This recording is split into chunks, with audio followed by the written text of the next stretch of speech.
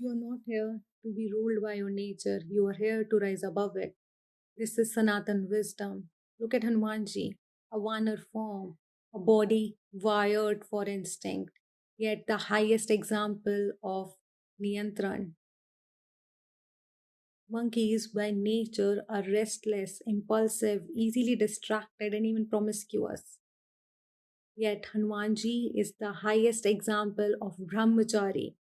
Where there could have been indulgence, there is brahmacharya.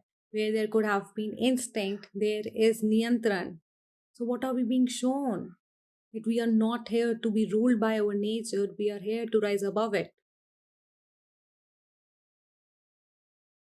But you cannot rise above something that you do not have the courage to see. So, first, see your nature without any filter. See your desires, your distractions, your impulses, your fears without any filter.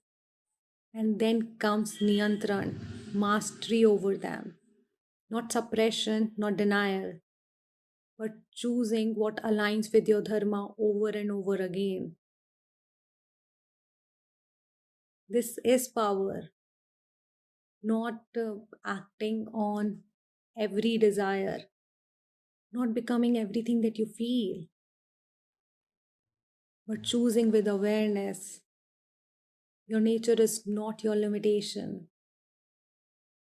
Your lack of control is.